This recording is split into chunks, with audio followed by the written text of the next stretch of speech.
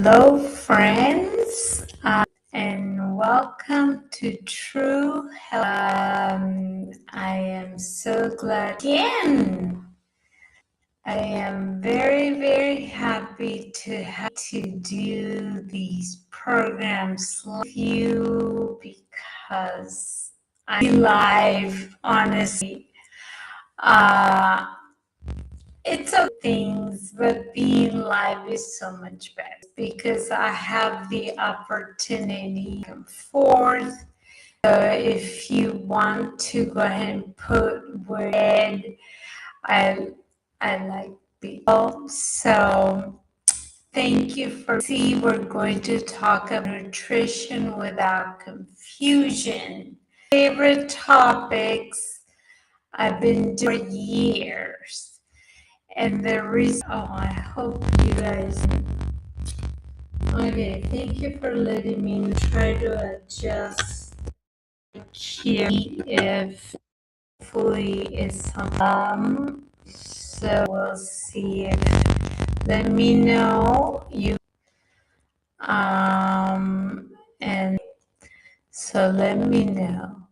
Thank you for letting me know. Let me talk hard, okay? Let me know if that helped a little. So this presentation, you guys, so much confusion, as you probably know, of nutrition, but in much information there on social media and the in regards to nutrition in particular, because let me see, it's just the audio, please, because I might be kind of video source. Let's see. Default. Let me see. Let me know if the audio is better now because I'm not using the microphone now. I'm just using regular computer audio. So let me know if that's better.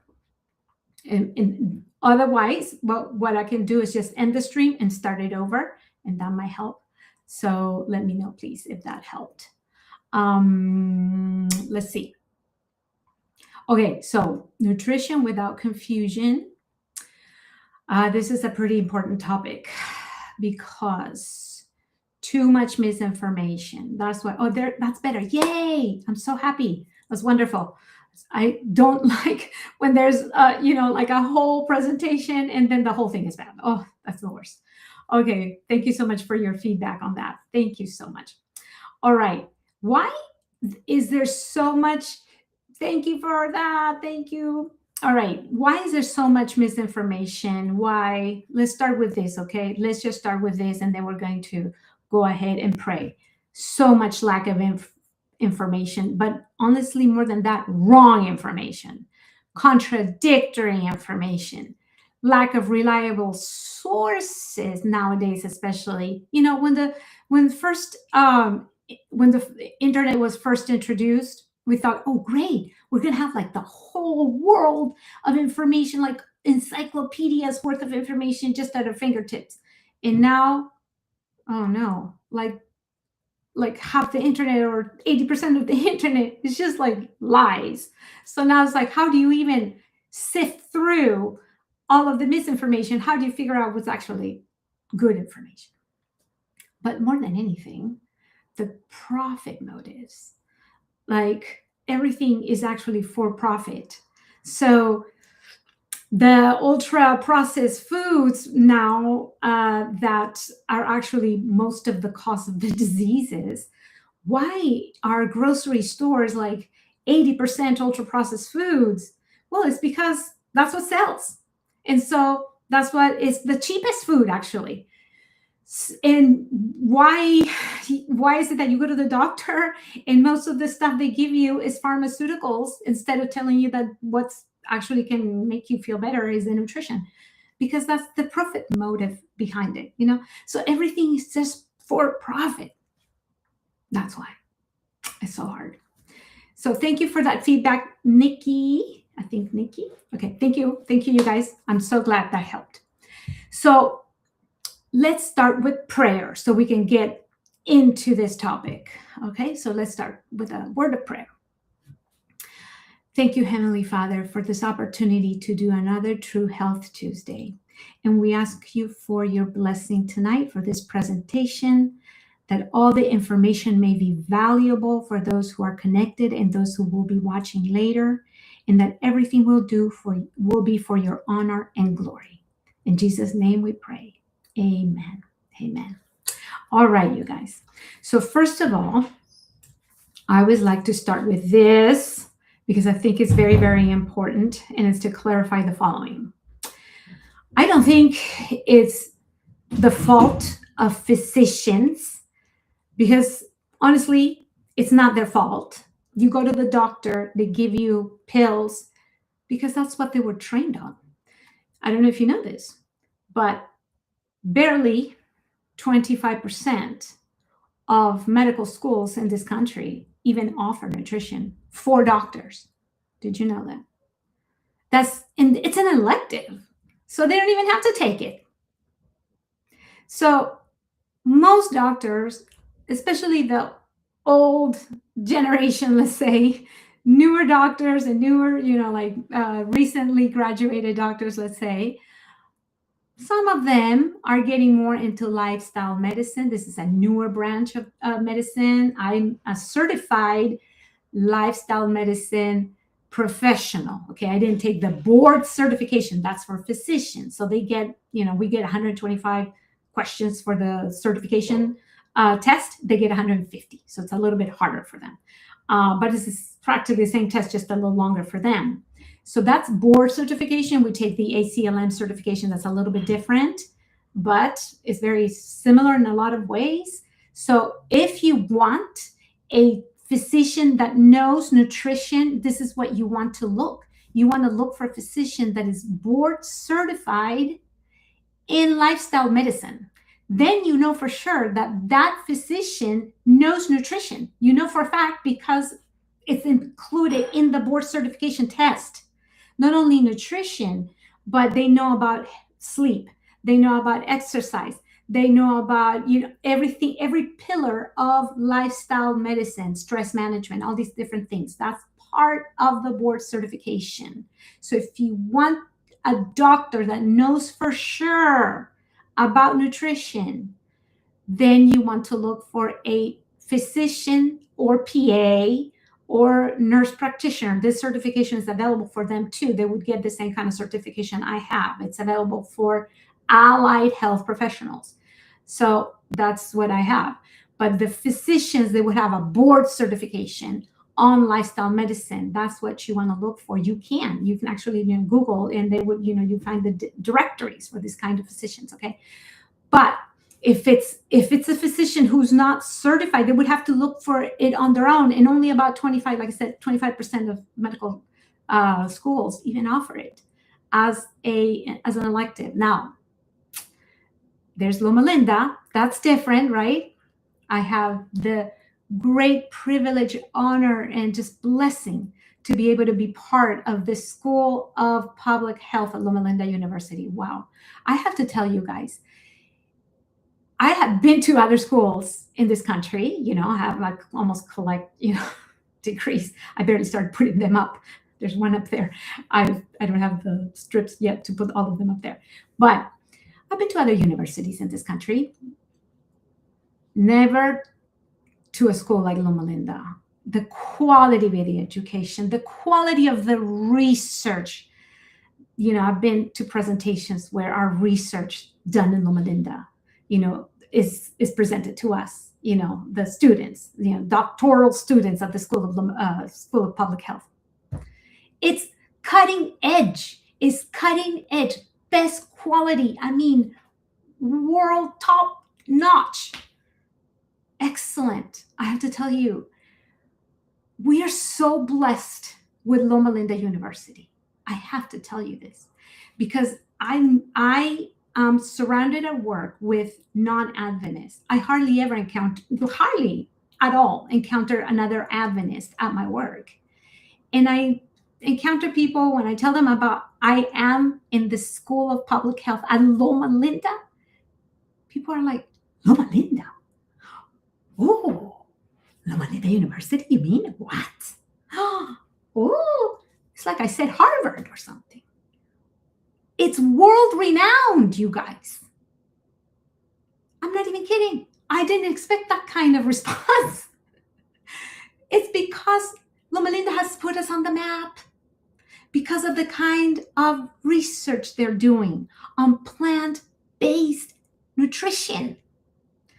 I was given a presentation just like last quarter on the kind of research they're doing on blueberries, walnuts, soy, and their relation with the immune system, the microbiota. These people, I know these researchers now personally. I was mind blown. I couldn't believe the quality of the research, you guys. And they're like, oh, you can use our data now. It's at your fingertips. What? I can use your research? What? I couldn't believe it. I am amazed. I'm just telling you guys, we are so blessed. We take it for granted. We take it for granted. It's so valuable what we have. I just want to let you know. I feel so blessed that we have this amazing school. God has blessed us so much, so much, so much with this valuable, amazingly valuable message. Because it's from God. Honestly, it is so much from God. It's inspired. I'm sorry, I get off tangents, right? Okay. So that's number one. Most doctors is not any fault of their own. They're just not given this information. They're trained on giving medication, procedures, and surgery. That's what they do. And they do it best. So if you have my son-in-law, okay, another tangent real quick. My son-in-law started having chest pains. He's 25. Chest pains 2 days ago. We gave him, the hydrotherapy. We did this and that, even ibuprofen, whatever. We couldn't figure it out. Had to take him to the ER. That's when you need real medicine. This is what you need. People who have been trained in medical schools, because they need to run all kinds of tests. He had pericarditis, inflammation of the pericardium. That's the little sac surrounding your heart. That's when you need people who have been trained 15 years to do this kind of things. And they found an inflammation of his heart because of influenza. This flu season, you guys, has been horrible. He had influenza really bad, and it caused damage to his heart, you guys. So we still need conventional medicine and very highly trained physicians. Very highly trained physicians. We still need that. Now, if he had followed the counsel of his mother-in-law to eat a heart-healthy diet, maybe it would have been better for him. But now he's like, oh, okay, I'll eat a better diet. Okay, so moving forward, he's going to do that. All right. Taking it for granted, Adventism in a nutshell. Yes, in a nutshell, no pun intended. You're so right. Let's put this. Okay, let me go here. Yes, no pun intended. Absolutely. Thank you for that. You're completely right. Okay, now here's another thing, you guys, okay? I'm not trying to say that dietitians don't have very good information. Some of them do. But look at the sponsors of the American or the Academy of Nutrition and Dietetics. This is the organization that certifies your dietitians. So when they go to their big conventions, these are the sponsors of those conventions. Are you looking? Are you seeing what I'm seeing? Do you think there's conflicts of interest? So there's problems here. There's a lot of issues. Okay? But it's not just them, it's also us. As the late Dr. McDougall, who was an awesome educator, he was a physician, and he was just an amazing doctor. He would say the following, and I think he was absolutely right. We, us, patients, consumers, we love to hear good news about our bad habits. Oh, yes. Because if you hear social media and the news, whatever, carrots and broccoli are good for your heart. Oh, yeah, whatever.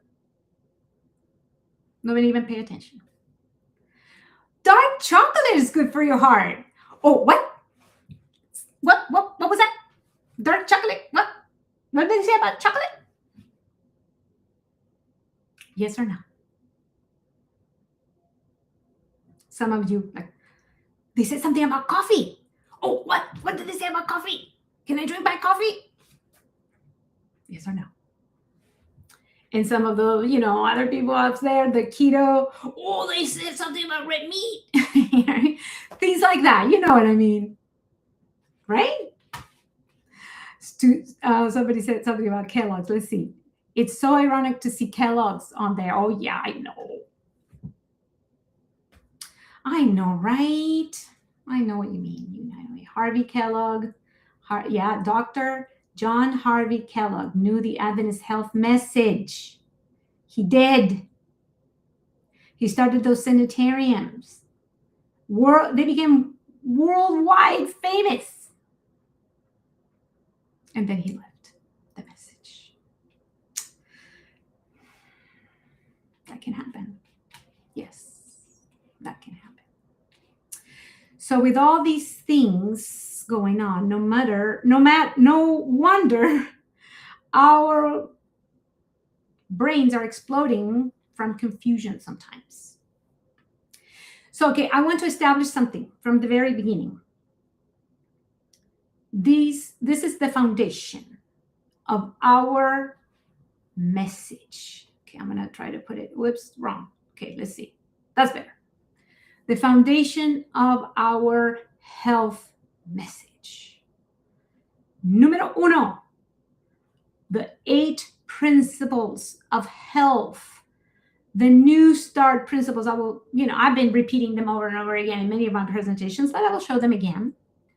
But there's also other things that are known to be, number one, scientifically proven to work, and that are not conflicting with our message or with the Bible, with the spirit of prophecy. Hydrotherapy. During COVID, people were getting better with hydrotherapy. Charcoal. They use it at ERs. Doctors use charcoal. Some herbal medicines work. Antiviral foods. I did that whole program on antiviral things and foods. Some foods are antiviral. So some of these things are scientifically proven to work. So going back to the 8 principles of health, some of you know them as the New Start principles, right? Nutrition, exercise, water, sunlight, temperance, air, rest, trust in God. Every single one of these has been scientifically proven to work. 100% validated by science. None of this is just hocus pocus. None of them. Every single thing. You can show peer-reviewed studies. Even trusting God, faith, prayer. I have shown studies on that as well.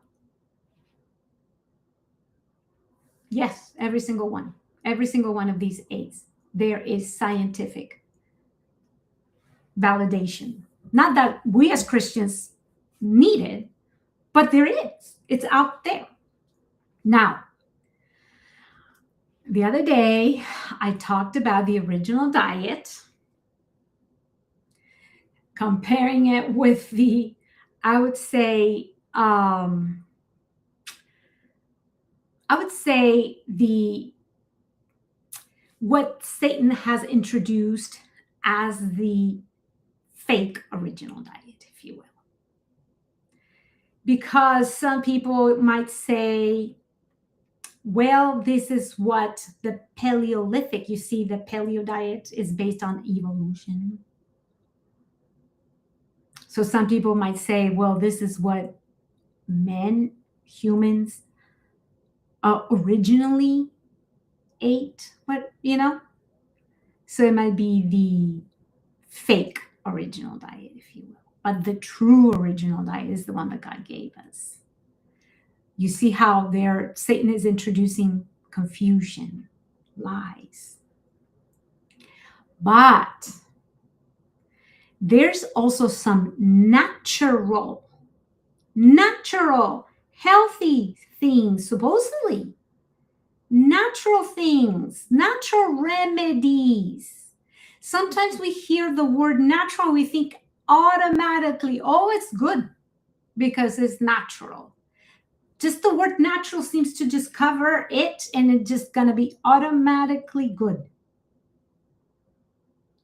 And I have seen introduced into some Christian churches things that are from other non-Christian traditions.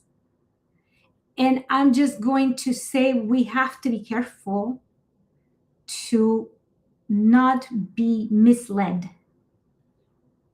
by some things that might be non-Christian, that might have origins that could lead us astray. That's all. I mean, I'm not going to judge. I'm not going to say don't do it, because I'm not a judge. All I want to say is that I don't think they should be brought into the church. That's all.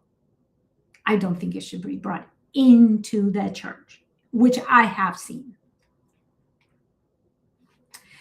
So, as I always say, in this presentation, more than any other presentations that I have given, the principle of Isaiah 8:20 is critical,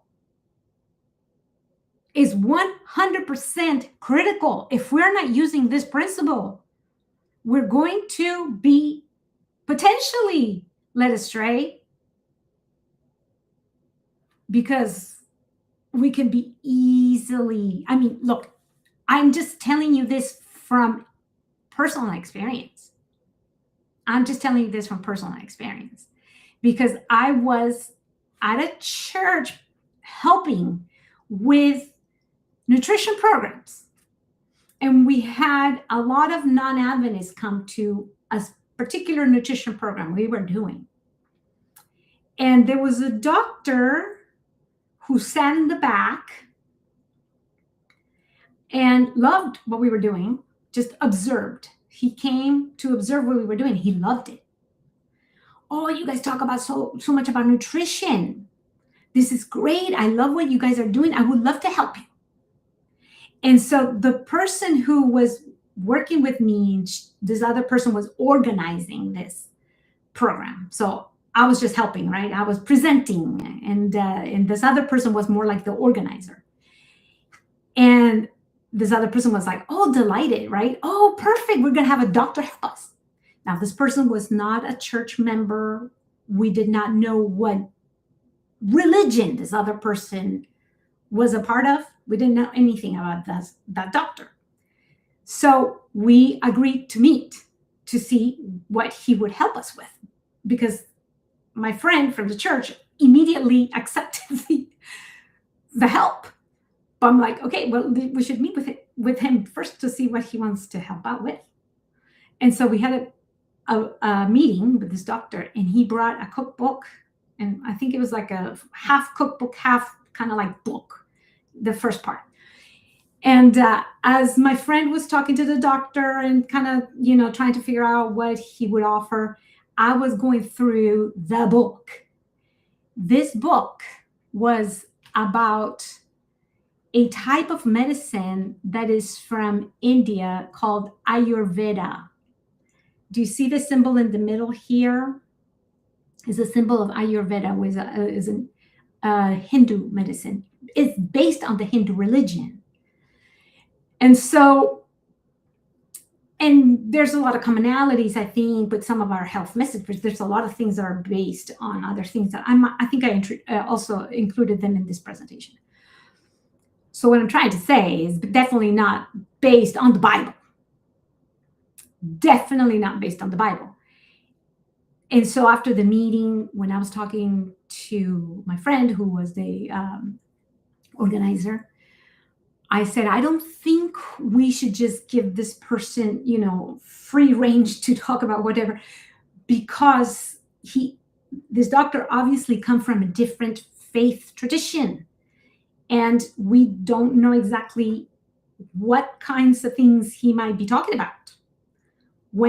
If we give him just the podium and go ahead and talk, he might be talking about things that are not biblical. Might be introducing a whole new worldview that is not biblical. So I just didn't think it might be necessarily, helpful in this case, because to the law and the testimony, if they speak not according to this word, there might be no light in what they're saying. So I don't know if it's going to be safe. That's what I said. I'm not sure. So we have to be careful. We have to be really careful. So to the law, Bible, that's how we interpret the law, in this particular verse. To the law and the testimony being the Bible, and the spirit of prophecy, because the Bible in Revelation says the testimony of Jesus is the spirit of prophecy. And I have shown these two books before. There's other books, of course. These are some of my favorites, the Counsels on Diet and Food and Ministry of Healing. Some of my favorite foods, if you want, or my favorite books, if you want to read really good books that are inspired, in my opinion, about health. Now, I always also present this scientific evidence hierarchy pyramid. And at the very bottom, there's the expert opinion and background information, even anecdotal information, which is case reports and anecdotal information. So somebody said, oh, I got better doing this. I hear a lot of people getting better about some of the things I'm going to present. That's just not enough. Okay, we'll talk about that in a minute. So in this presentation, it's very, very important to follow these principles that I've read before. I'm not going to go over now because I have too much stuff that I really want to talk to you about. But especially this, you guys. God wants us to use common sense. This is selected messages, I think. He wants us to use reason from common sense. Reason from common sense.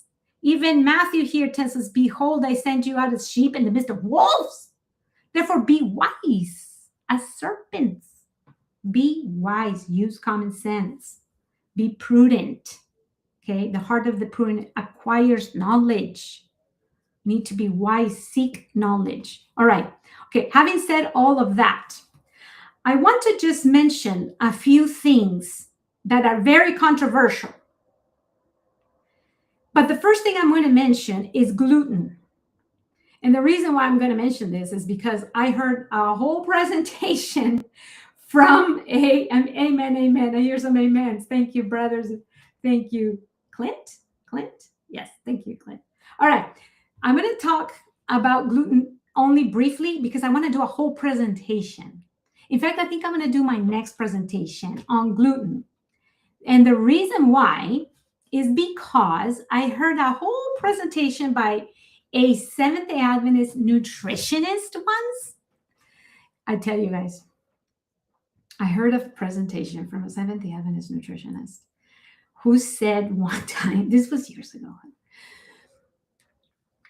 who said nobody should ever eat gluten because it's poison. Poison. And then this person presented a slide, just like a slide like this, right? And so I'm like, wow, that's a strong statement. It's a pretty strong statement. Is it poison? So I went ahead and looked up the reference. This is a slide with a study or something. There's a reference. I'm going to look at the reference. So I looked up the reference. I actually went to the study. The first thing that comes up in the screen, very top of the study, is opinion. Literally, the word opinion on top. And then you go down all the way to the bottom. Paid for by Dr. Shar. Who's Dr. Shar? So I look up, who's Dr. Shar? It must be some rich doctor. Dr. Shar is a company, biggest producer of gluten-free products in Europe. Is there an incentive here? Conflict of interest, do you think? Okay, I'm just saying, we have to be careful, mindful of these things. So next presentation is going to be, let's look at the calendar real quick because today is January 20th. Okay, so it'll be February 3rd. I'm going to talk about gluten, friend or foe. Gluten, friend or foe. Because definitely there are people who have certain diseases, like celiac disease. No, you cannot eat gluten if you have celiac disease. There might be some people who cannot eat gluten at all. But is it a thing, a blanket statement? It's poison for everyone? See, here's a question. Isn't gluten issues just a symptom of the problem? Good question. So I'm not going to go over it now because I'm going to do a whole presentation next time. What do you think? Because there's so many issues attached to this topic that it just cannot be answered in 5 minutes. That's the whole thing. It's just too many things. It's just, you have to go deep into it to really understand what's going on. So next presentation, 2 weeks from today, gluten, friend or foe. Okay. Next, though, is soy dangerous. This could be a whole other presentation, honestly. So I'm just going to mention really briefly the following thing. Almost every time I mention soy anywhere, it's like, wait a minute, isn't soy bad for you? Doesn't soy give you cancer? Isn't soy bad for your thyroid? Isn't soy bad for your hormones? Doesn't soy give you man boobs? Just about everything. Okay, well, okay, here we go. This study is from Loma Linda. And remember the hierarchy, the hierarchy of the evidence? At the very top is meta-analysis, meaning many studies. And this study is over 400. This meta-analysis is over 400 studies, meaning it's a very good quality study. And they went over just about everything that I mentioned. Cancer, hormones, thyroid, babies, children, adults, youth, just about everything you can imagine. And for humans, because here's the other thing. When people talk about cancer and soy, we're usually talking about studies that were done with animals, not with humans. When you talk about soy in regards to cancer in populations, what you find is that people who eat soy, not concentrate of soy. See, that's the other thing. When they did those animal studies, they gave those animals concentrates. So if you were going to eat the equivalent amount in food, you would have to eat truckfuls of food to really be able to consume the same amount. When you do epidemiological studies, with soy foods that are not ultra processed, by the way, like tofu, soy milk, that kind of thing, then you find those populations actually have less cancer, almost no cancers, especially cancers that have to do with hormones, like breast cancer, prostate cancer. This is one of the best studies I have found in regards to just going over every single myth, if you will, about soy and finding actual science on every single one of those topics. And what you find is it does not affect your hormones. It doesn't give man breasts. It doesn't cause, thyroid problems or cancer. So a lot of good information if you really want to know. It's about 60 pages, so it's very, very comprehensive. Now, but have you heard about the blue zones? Have you heard about the blue zone? Yeah, wow, it is pretty impressive. Exactly. Now, when we talk about the blue zones, this is really interesting, in my view, because one of those blue zones is here, Loma Linda. We were just talking about it, right? And what's the characteristic of Loma Linda? There's a lot of Seventh-day Adventists, and a lot of them are plant-based, which happen to be the longest living people. The ones that are plant-based are the ones who live longest. What do you think they eat? Have you been to Loma Linda? Have you been to that market? I've been there, Loma Linda Market. You know what you find there? Lots of soy things, lots of gluten things, by the way, too. So this is my thing, okay? This is something I say. This is just me. I could be wrong. But I think Adventists are the biggest gluten and soy eaters in all of the US. I could be wrong. I could be wrong. I don't know, you guys. All of those fake meats, what are they made out of if not gluten and soy? What do you think? Maybe you don't agree, but that's okay. We can disagree.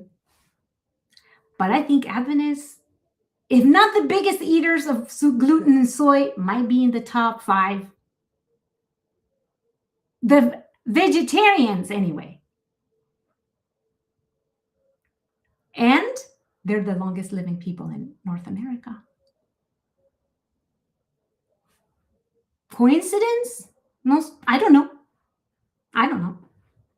It's a theory. All right. Also, one of the longest living people in the world, longest as a group. You know who these people are? Oh, wait, it's in the title. Okinawa, Japan. You know what they eat almost every day? Tofu. Yeah. Oh, yes, tofu. That's what they eat almost every day. Other things too, of course, lots of vegetables. They eat some sea foods too. By the way, but not a lot, by the way, the centenarians in Okinawa, so those are the people who are today 100 years old. So they're not eating McDonald's. Unfortunately, the younger kids in Okinawa, they are eating McDonald's. So Okinawa has one of the highest rates of obesity now. Too bad. All right. I do want to say, though, I do recommend, because this is people would say all the time, but what about GMO? Okay, well, don't eat GMO. Don't eat GMO. I do agree. 93% of the soy in the US produced in the US is GMO. But almost all of that GMO soy is not even used for tofu. Is used to make, well, most of it actually is not even for human consumption, actually. Is to feed cattle. That's what it's used for. And the other rest of it is used to make ultra processed foods, namely vegetable oil. You think vegetable oil is made out of lettuce? Mm-mm. It's soy oil, highly processed soy oil. So when you buy ultra processed foods, you're getting GMO from corn and from soy. 90% of the corn also is GMO. And most of it goes to feed cattle as well.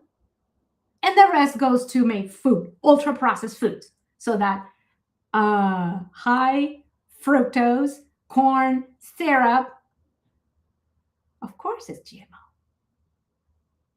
And all the other stuff in the supermarket, the grocery store, it's all GMO. It's from soy and corn.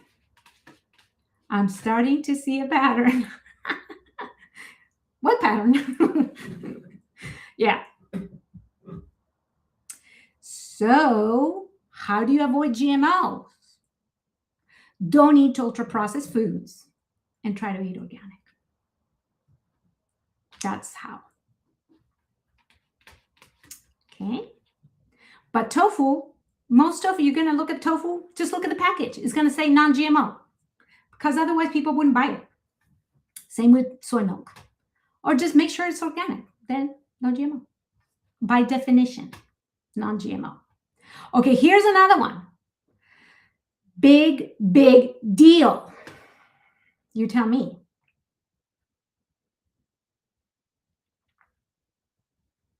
Have you heard of lectins? By the way, so I gave this presentation at camp meeting, okay, last summer. I did not know that this very famous doctor that comes up in my YouTube all the time, I have to skip it because it's kind of annoying. I'm just saying, it's kind of annoying because he comes up all the time and the stuff he says is not true. I don't know if you know what I'm talking about, but the doctor who started talking about these things, I didn't know he went to Loma Linda. I'm not going to say names. You might or might not who I'm talking about. But he's the one who started talking about these things. And some of the people from church years ago started telling me, oh, tomatoes are bad for you. I'm like, what? Where do you hear that? It's Dr. What? Yeah, and beans. What are you talking about? Beans are what? I know who you're talking about.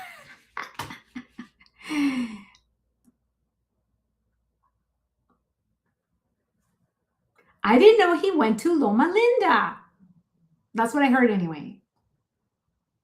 So there you go. First Dr. Kellogg, now this doctor of today teaching things that are not true, you guys. Not true. Okay, here's a question. Going back to soy. What forms of soy should we eat? Excellent question. And is soy curls. Oh, I love soy curls, you guys. Sorry. I love them. Non-GMO. Yes, absolutely non-GMO. So that's a very good question. And I would say the least processed as possible. So, and I would say tofu is minimally processed. You can make it at home. Anything you can make at home, by definition, is minimally processed. So you can take soybeans, buy the soybeans, which I actually buy. I ordered them online from this company that I know has very good soy beans. So I buy them from them directly. And they ship them to me. I soak the beans overnight, make soy milk, or cook the soybeans sometimes. In fact, okay, here I'm going to tell you something. I'm going to age myself. When I was having menopause symptoms, which I don't anymore, so now I age myself for real. So, okay, when I was having menopause symptoms, I found out from Dr. Neil Barnard, who is at PCRM, Physicians Committee for Responsible Medicine. They did the research on this. Women who are going through menopause or perimenopause, which is the whole period before and after, whatever, through the whole thing,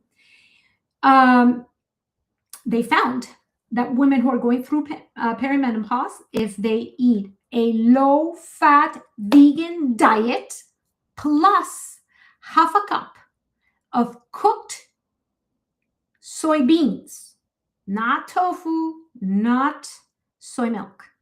It's a soybean. So you take the beans, just like you see in this picture. In fact, those little round things, those are soybeans.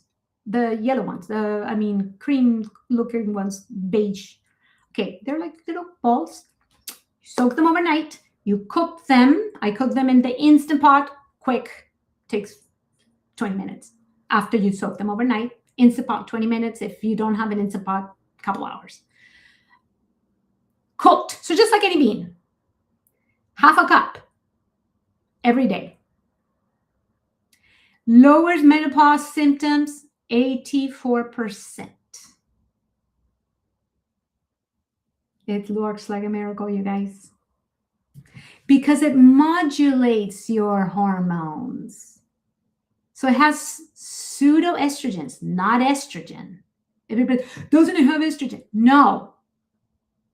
They're phytoestrogens. It's not estrogen. You know where you get actual estrogen? From cow milk. Because when they are actually extracting the milk from the cows, most cows are already pregnant. Again, they're constantly pregnant. So they're taking the cow milk from pregnant cows. Those cows are releasing hormones like crazy. So we drink the milk full of hormones. You get actual hormones, not pseudo hormones. These pseudo hormones, phytohormones, actually modulate the estrogens in your body, meaning you have too much, it helps to kind of lower because it blocks those estrogen receptors. You have too little, then it helps to kind of boosts. And that's why it helps both prostate cancer. By the way, from Adventist Health Study 1, men who drink at least 1 cup of soy milk lower prostate cancer risk 71%. 70 or 71, I forget. Women who drink soy milk or eat soy foods in general, it's amazing the reduction, because women who live in Asian countries have hardly any breast cancers. It's only when they move here that they start getting breast cancer. Okay, but we were talking about lectins. So are lectins toxic? Okay, so please, can you share the company's name? What company? Oh, okay. Oh, we were talking about, okay, so soy. How do you eat soy? Tofu, soy milk, the most, the least processed as possible. And soy curls, I eat them. Okay. Because it's minimally processed, actually, too. It's not a very processed type of soy. And so what company are we talking about here? Can you explain a little bit more what company you were looking for? So, okay. So we were talking about soy, we were talking about lectins. So, the company for the soybeans. Okay, if it's a company for the soybeans, it's Laura Beans. Laura Beans. That's where I order them from. I don't work for them. That's where I order them from. They're great. Okay. Going back to lectins. Are lectins toxic? Okay, so let me tell you something. The health lectins. So this popular doctor has been talking about supposedly the health dangers. My goodness. Okay, well, I said I was not gonna say the name of the doctor. I'm just gonna show the picture of the doctor. So I don't know if you know him. Okay, edamame. Edamame is a soybean too. So it's when it's green. So yes, they're wonderful. Absolutely. Absolutely. Yes. Laura Beans. That's the name of the company. Laura Beans. So there might be other companies too that do organic. They ship to your house This is one I know, so it could be other companies too. All right, so okay, not to talk about too much about some person. I'm just saying it's not truth. Okay, let me build this up a little bit more so that you can see. Myth. Lectins are anti-nutrients that impair gut health and the absorption of key nutrients. Lectins is the truth. The truth is here. Lectins should not be feared because the cooking process removes most of the dangerous lectins. Okay, so most of the dangerous lectins are in kidney beans, which, how many of you guys eat raw kidney beans? Please put it in the chat. If you eat raw kidney beans, please put in the chat if you do, because I have never met. Yeah. Okay, so Clint recognized him. Thank you. Most of you probably have heard him too. I see him. I don't know why he comes up on my feed all the time. Maybe because I like nutrition. I don't know. Maybe the algorithm is trying to feed it to me. Anyway, lectins should not be feared because food like beans, legumes, and wheat deactivate lectins. The cooking process deactivates the lectins that are dangerous, reducing the anti-nutrient component. Now, not all lectins are anti-nutrients. Let me show you. Low doses. This is from a study. By the way, you can find this video that talks about lectins in more detail in nutritionfacts.org. Just put in the search box lectins and you'll find a lot more information. Low doses of lectins may be beneficial by stimulating gut function, limiting tumor growth, and ameliorating obesity. You see? So some of this scaremongering. Anti-tumor effect. In fact, let me blow it up even more. Anti-tumor effect. Are you looking at it? Anti-tumor effect of plant lectin. That's what this study is talking about. This is a review, not just one study. It's a review of the literature concerning the biological activity of plant lectins. And they talk about blah, blah, blah. And at the end, it says these findings are interpreted in possible mechanisms for anti-tumor effect of plant lectins. So please do not eat raw beans. Not raw beans. It's inedible. That is correct. No raw beans. Never ever eat raw beans. Exactly. You guys got it. You understand what I'm saying. All right. So when you cook the beans, you only get the good lectins and the bad lectins are gone. Isn't that amazing? I hope you're happy now. I hope you feel safe. You could eat the beans, you can eat the lentils, and you can eat all the vegetables and the fruits that God gave us and that the longest living people in the world eat. In fact, let me tell you something. All those blue zones people, one of the things they have in common is that they eat legumes. Every single one of those 5 blue zones. All right, moving on. This was going to be a little... I don't like talking about this. I don't like talking about this, you guys. I don't like it. Because some people love their coconut oil. Yeah. Okay, Clint, you're right. A lot of misinformation. Yes, Satan does live on this planet, doesn't he? Yeah. A lot of misinformation. I totally agree with you. So, okay, let me just say coconut. Well, first of all, coconut. The coconut itself is a whole food. Yes, a whole food. Okay, somebody was about to ask. See, you're reading my mind, some of you. All right, all right. Okay. So somebody says, I do, as in like, you do want to know? Okay. Maybe I think that's what you mean. Okay, you guys. So the coconut itself, the whole thing, is a whole food. It has fiber, right?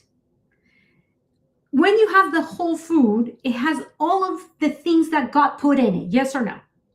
It has the fiber, it has proteins, minerals, vitamins, even the coconut water inside. It has everything.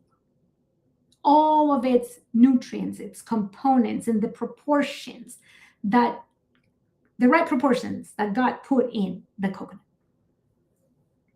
So it's not a refined food. It's not a processed food. It's perfect how God made it. Also, it's very hard to crack. Yes or no? It's very hard to crack.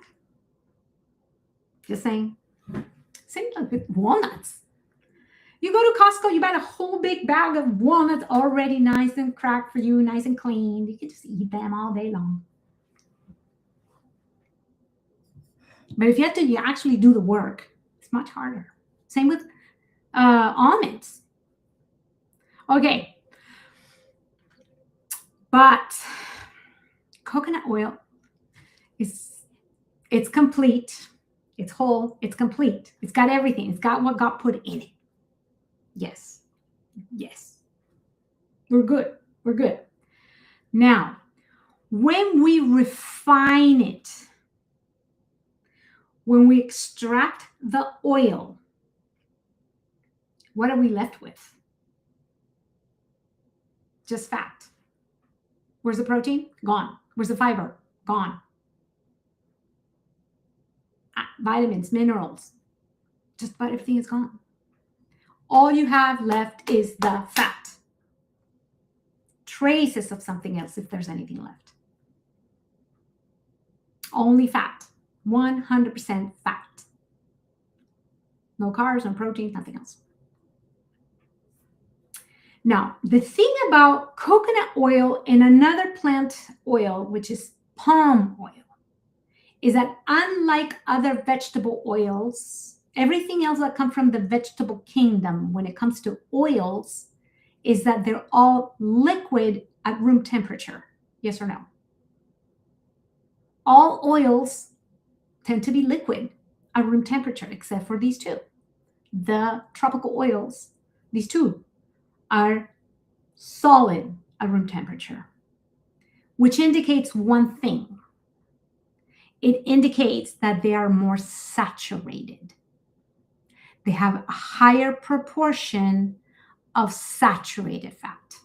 So most oils are actually a combination of monosaturated, polysaturated, and saturated fat.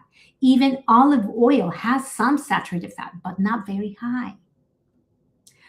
But coconut oil, I'm going to tell you guys, okay? Don't get mad at me. Don't be offended. Don't be offended. I'm just the messenger. Are you ready? Okay. Coconut oil has twice the percentage of saturated fat than lard. Bam.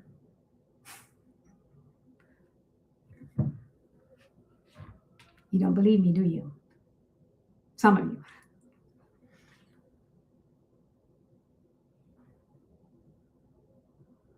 No worries. Thank you, guys. You're so nice to me. Okay, look at this. 80, we're looking at percentages of saturated fat in these different kinds of fat.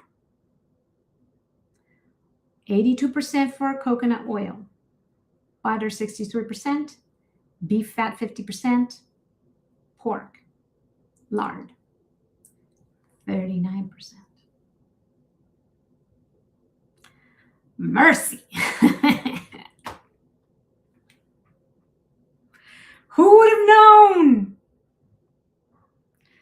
And unfortunately, the bad news is, didn't see that coming.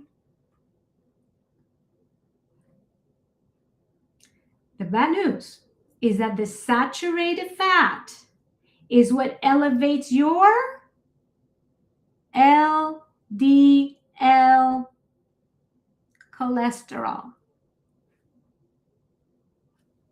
You're welcome. Take a picture. You can share it with your friends. LDL cholesterol is what goes up with these fats.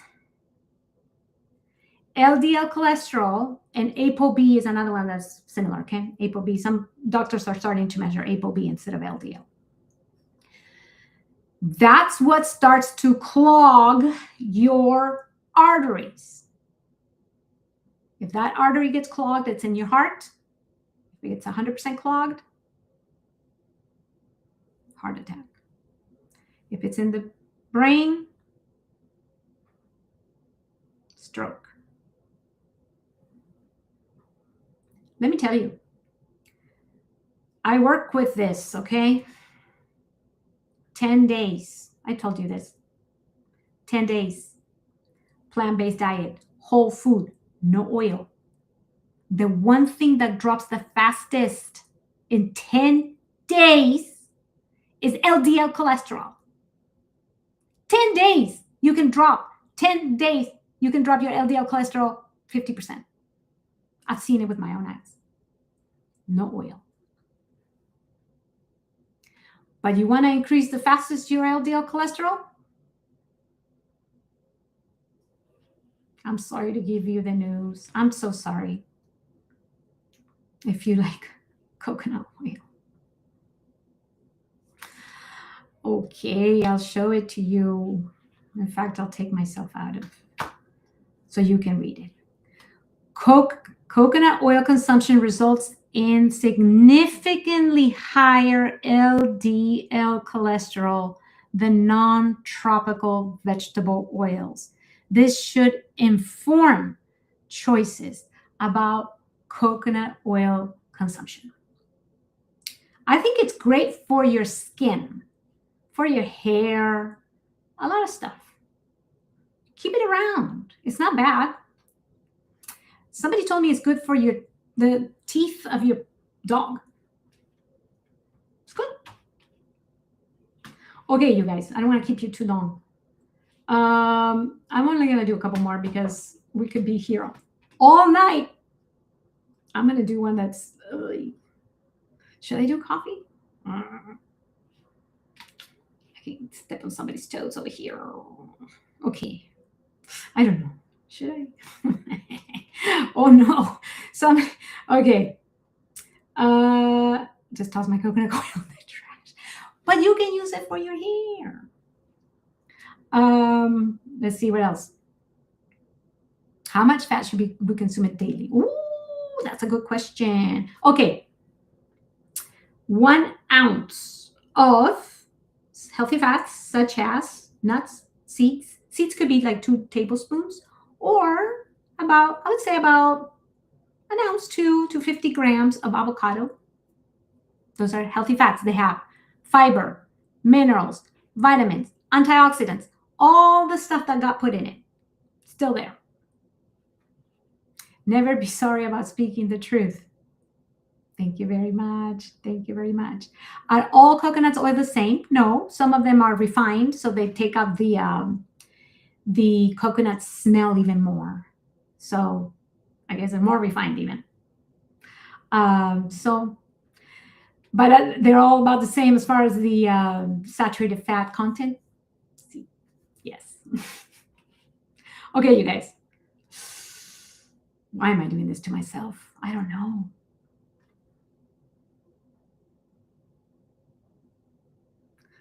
Ay, ay, ay. Is coffee healthy? Well, some people say yes. Okay, let's see. What does this say? I noticed many SDAs use quite a bit of oil in cooking. Yes, yes, yes. Not oil, not just oil, a lot of cheese, cheeseitarians. Please advise what's safe. If you want me to be honest, um, the safest would be like 0. Whoops, why can't I get it out? Okay, there we go. The safest, honestly, would be like very little, maybe half a teaspoon or to 0. Because, like I said, what I see on my job is that if you take it out completely, you can lower your LDL to like the lowest possible. And that would be the best as far as heart disease risk. That's what I could just say from personal experience, professional experience. You can low, and also if you think about it, that makes most sense. Like we were talking about at the very beginning, use common sense. And if we think about common sense, that God didn't make trees with oil, bottles of oil. You know what I mean? So if we think about in terms of what's the least processed stuff, it would be the actual nuts, the walnuts, the almonds, the olives, actually, or the avocados. Like the actual sources of the whole fats when it comes in its package, the way God made it. Because when the fat comes with its fiber, you don't actually absorb all the calories. Did you know? When it's actually whole like that, the fiber itself retains some of those calories. You don't actually absorb it all. So, and it comes with all the nutrients. So there's proteins there's vitamins, there's minerals, there's even carbohydrates. So there's more nutrients in those foods than just fat. So it's much healthier for you that way to eat those fats in their whole form.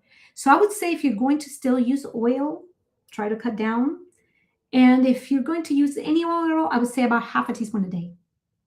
That would be my professional advice, to cut it down to about half a teaspoon a day of extra virgin olive oil, and don't heat it if possible. I know. Slightly off topic, what kind of bean cooker would you recommend? An Instant Pot. Or, it doesn't have to be that particular brand. It could be another brand, but it would be a pressure cooker because it's so quick. Just out of convenience. That would be how I would cook it.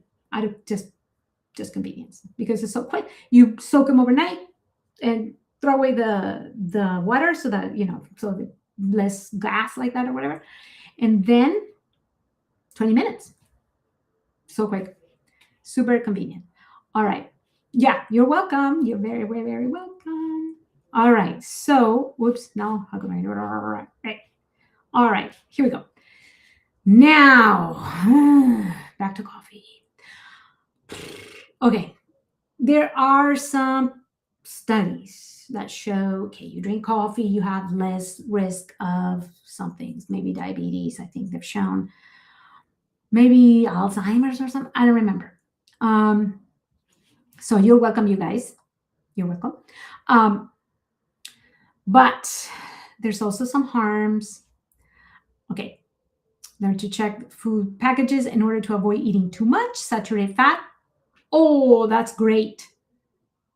That's a very good practice. That's made a difference in my health. Everybody should be checking your food package, your label, especially not the front. The front is all lies. Always look at the back, the actual nutrition information and the ingredient list.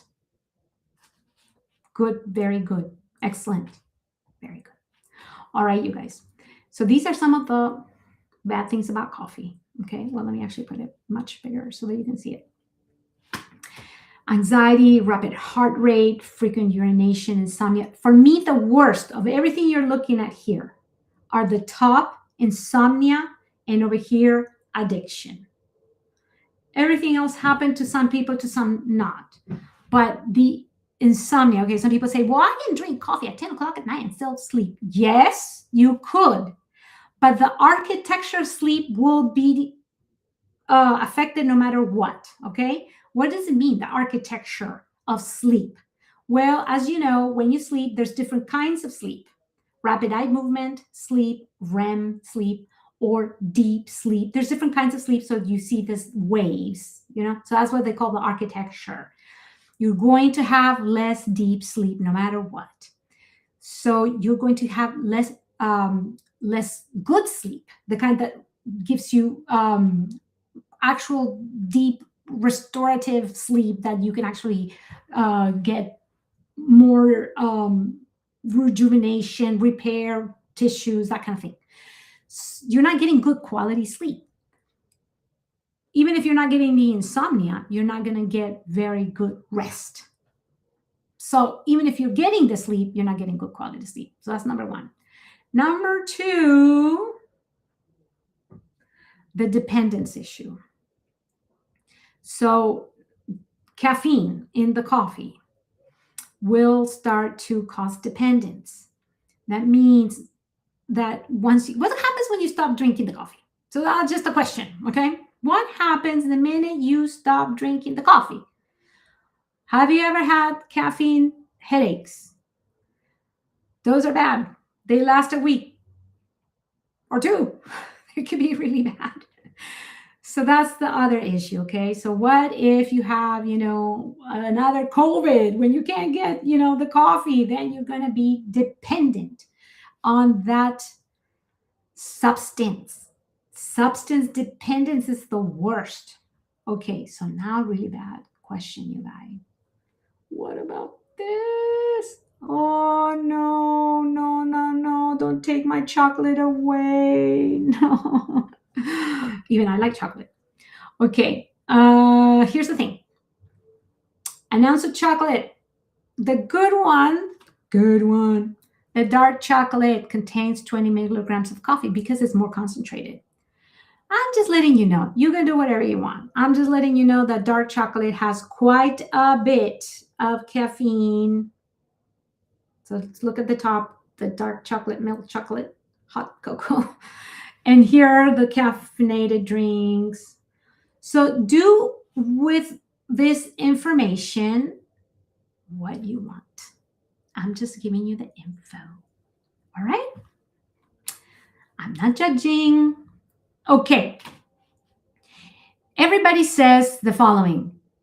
We should just eat everything, but in moderation. It's okay. You can have your burger, just have half.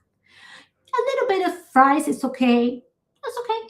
Just everything in moderation. Yes? What do you think? Is everything in moderation okay? Well, I don't know. Because some people say, actually, moderation kills. Because in this country, people eat moderation, and yet number one cause of death is heart disease. And lowering those cholesterol containing foods and just eating them in moderation is not going to cut it. You're still going to get high cholesterol. And is moderation actually a good plan for healthy foods? I'm going through these quickly because I just want to get to this very important quote. True temperance, what is it? True temperance teaches us to dispense entirely with everything that is hurtful. Can you actually do cocaine in moderation?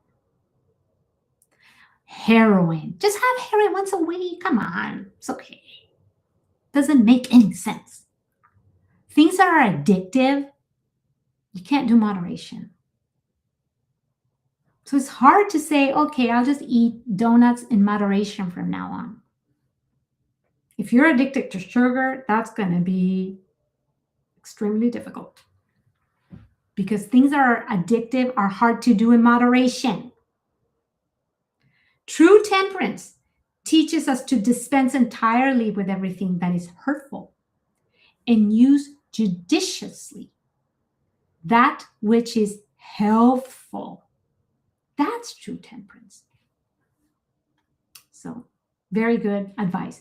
Okay, I'm going to skip the egg thing because we did a whole presentation. Go back to the presentation on reconsidering eggs and dairy. This is, of course, a big issue. Some people eat 12 eggs a day. 12 eggs a day. So there's news. Oh, look, 7 reasons to crack an egg. Oh, great. Okay, well, egg consumption is linked to higher risk of heart disease and death. But I'm not going to talk about it because there's a whole thing on that. Do we need omega-3s? That's another thing. What about fish? Sin in moderation sounds deadly. Well, it is. Oh, powerful message. Thank you so much. Thank you so much. All right, let's talk about fish really quick. Because people are like, oh, you need your omega-3s. All right, well, how about this? How about this, you guys? Well, Jesus ate fish. It's in the Bible. Jesus ate fish 2,000 years ago. Do you think there was mercury in the water 2,000 years ago? Do you think there was pollution from factories? All the runoff from agricultural pesticides 2,000 years ago? No. Today, do you want to know what is the most contaminated food in the whole human food supply? You're looking at it. Not only that, it used to be just, mercury and BPA and whatever, all the forever chemicals. Now it's nanoplastics, mostly from seafood and plastic bottles. So if you're consuming seafood and you're drinking water from plastic bottles, you are consuming the equivalent of 1 credit card a week of plastic.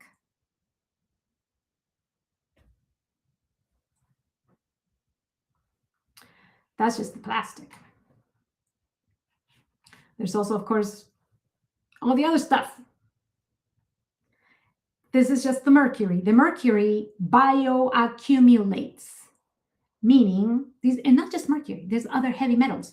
We had a fire last year, just this week, we had the anniversary of the fire of the biggest storage plant of lithium batteries in the world, apparently. We didn't even know it was like in our backyard because nobody told us.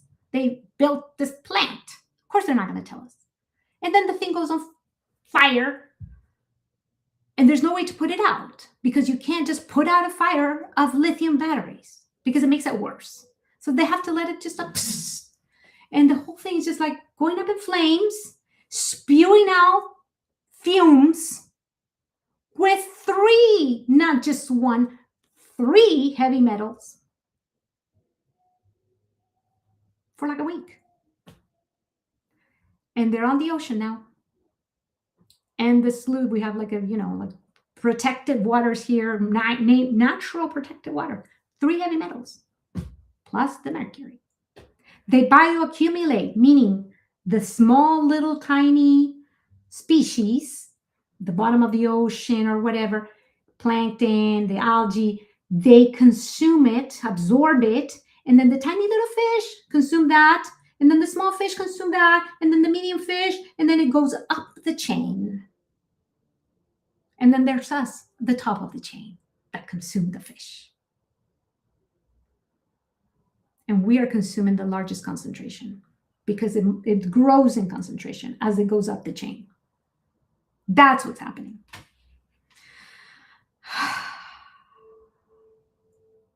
Me too.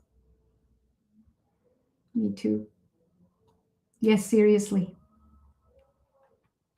That's what's happening, guys. People don't even know what they're eating. It's bad. Let me see if I can make it bigger so you can see it.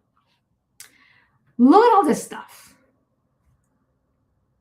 This is really bad. The ocean is super dirty. Super duper dirty. You don't want to eat what's in there. Not anymore. 2,000 years ago, yeah, sure, it was clean. Not today. And let me tell you, you can go to Alaska, to the most remote river, to, I don't know, the Himalayas. I don't know. You can go wherever you want. Russia, somewhere. You're going to find chemicals because it's a global thing. You get transported by the rain, whatever, globally. So there's no way around it. That's the bad news. Sorry to give you all these bad news. Okay, the last thing I want to talk about really quick is this issue with the natural cures, natural remedies. So we have to be careful with that, as I said before, because some of these natural remedies, okay, there's a comment here. This is why we have so many rare diseases. Yes, some of them, those cancers, are environmental exposures, you guys, to all this contamination, chemicals. Yes, absolutely. Yes. Okay. A lot of people are using a lot of these remedies. Okay. I just want to tell you something. This is how I see it. This is what we should be considering safe. The bottom of the pyramid here is the foundation. That's how I see it. The foundation is your 8 true remedies, because if you read that quote from the book that I told you before at the very beginning, called The Ministry of Healing, that's the book. If you read that quote with the 8 listed principles of health, she said these are the true remedies. So I think that should be the foundation. We need to have that as a foundation. That's like the foundation of your house. So if you don't have that, what's the point of taking charcoal if you don't even have the foundation first, right? Okay, foundation. And then we add on, after we have the foundation well established, the following things that could be helpful. Your hydrotherapy, that can be super helpful. If you get the flu, you get COVID, you have muscle pain, back pain, whatever. It's awesome. Hydrotherapy, charcoal, you have tummy, you ate something bad, all kinds of stuff. Or even, I got one time, I was walking, hiking, I got a bug bite, huge thing. You put charcoal, it's great. Herbs, there's some herbs that are great, like peppermint for irritable bowel syndrome, things like that. And other things at the very top that could be useful, but these are the things that you want to, what did I put at the top? Others, just others. All right. So that's what I would do. This is my humble opinion. All right. But what to stay away from? Number 1, unproven therapies. There's a whole bunch of stuff. Oh, I cure myself with this lemon juice and this and that. Okay, but is it evidence-based? If it's not evidence-based and you're staying away from evidence-based things using something that is not evidence-based, that's what I would be careful. Because I told you before, the true remedies, they are evidence-based. They are. But other things are not. Okay? Second, therapies based on Eastern religions, New Age things. They're based on concepts of energy flowing through your body, the yin and the yang, and other things that are not necessarily Christian worldview. Not in harmony with the Bible and the spirit of prophecy. So I'm not going to have time because we're way past. So I'm going to leave you this as homework. You look it up. Look up the principles behind acupuncture. What is it based on? what physiological thing is behind it, really? Not a lot. So what's the more like philosophical principle behind, right? Thank you very much. Thank you. Happy. All right. A lot of this is based in yin and yang, positive, negative, sun, moon, light, dark, blah, blah, blah. Okay, look it up. Look up what this is. Traditional Chinese medicine. What that is, what the body meridians is. Ayurveda, I mentioned it earlier, is the Hindu. And it's more like the chakras. They talk about the chakras. And so these centers of energy in the body. And that's what they use as the center of their philosophy and that's what Ayurveda is, okay? So a lot of the things like meditation, transcendental meditation in particular, is based on that. There's some dangers about this, okay? So I don't have time to talk about it. Maybe someday I will. Just do a thing on that. Could be quite controversial. Look up this. Look it up. This one, I would definitely say, don't do it. Do not do it. There's zero evidence. It's just not based on something you want to do, okay?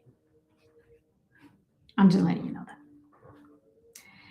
Now, aromatherapy, there's no evidence for its medicinal things, but it's nice of smells. I mean, you can use it to spray your bathroom.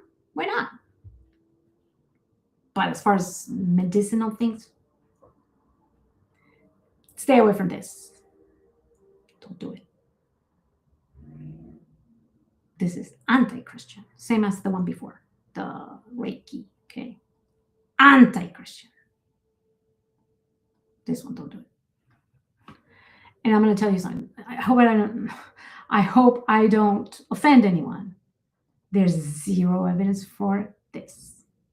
I studied this, you guys. I have a PhD on naturopathy. I studied this. That's why I could tell you these things. The only natural remedies that are true are God's true remedies. Those are the true natural remedies. I studied this. I got a PhD on it. That's why I know this is not a true remedy. The only true naturopathic remedies are God's true remedies. So, especially if you're a church, please don't sell anything. That's the worst. I've seen it happen. Don't sell anything at the church, please. Terrible. All right, I'm just going to end now.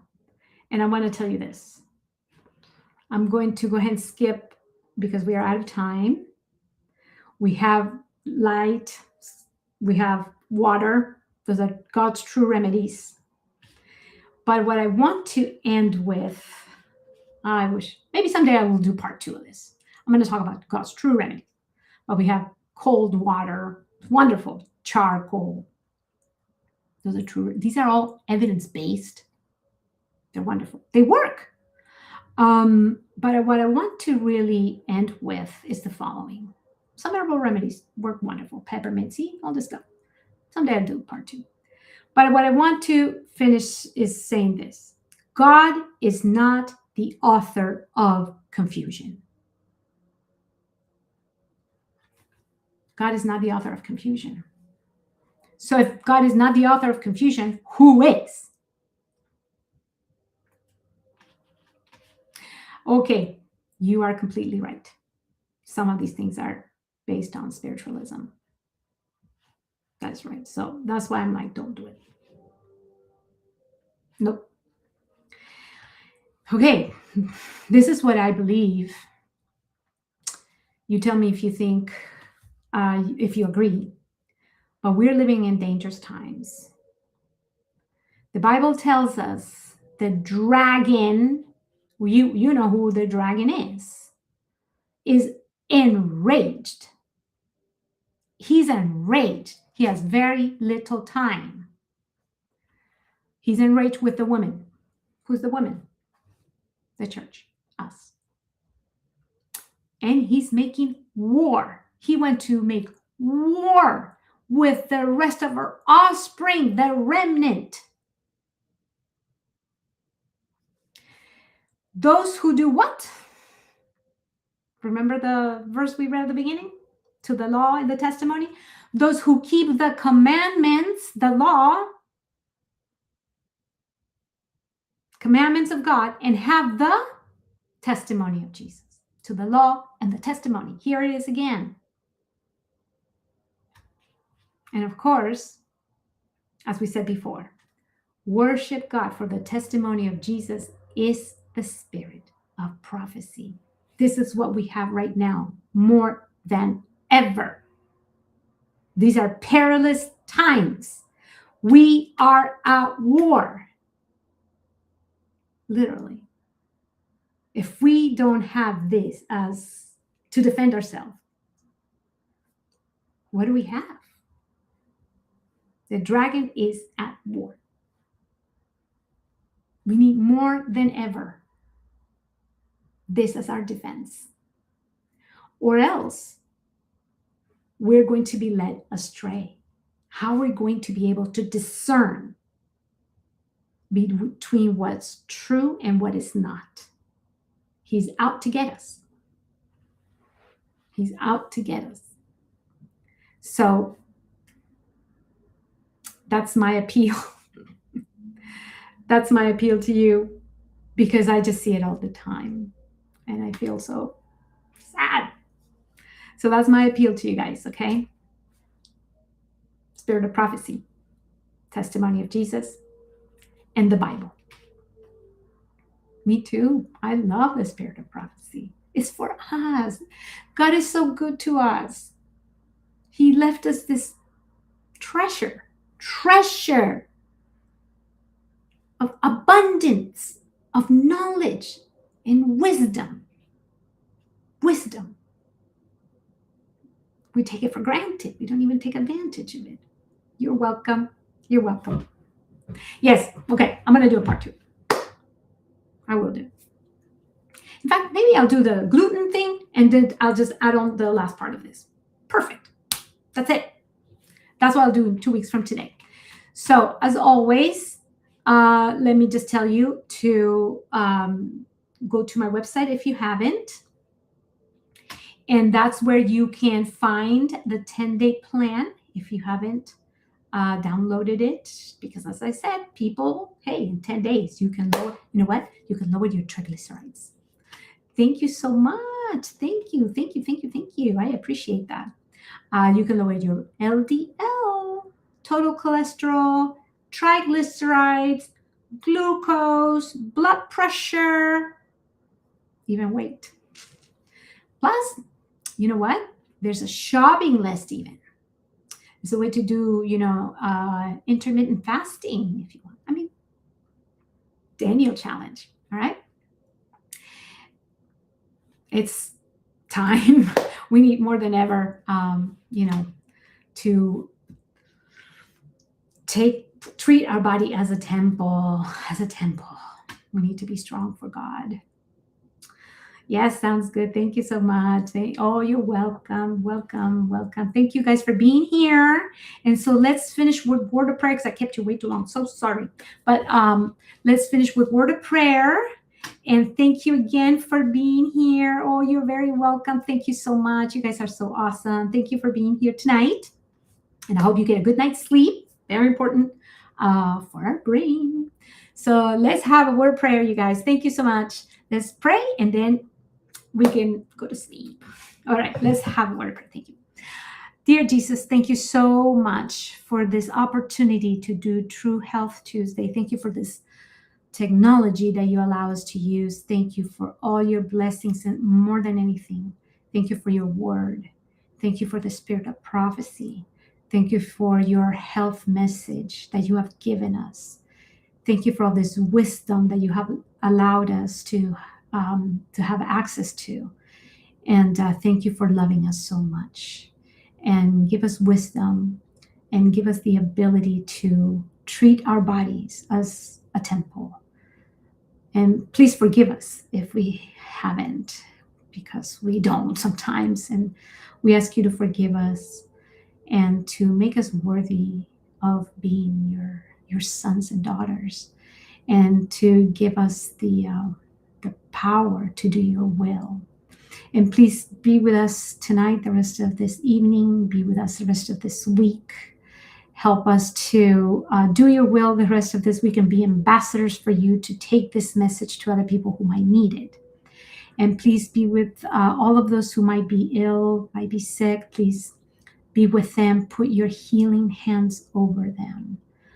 And if we can be a light to anybody, please help us and give us the words and the way to speak with them, so that we may take a message of love and healing to them as well. Please bless this church and bless all of those who are connected tonight and those who will watch this video. In Jesus' name we pray. Amen. Thank you, guys. Thank you for everything. And have a wonderful evening. And we'll see you next time in 2 weeks for True Health Tuesday.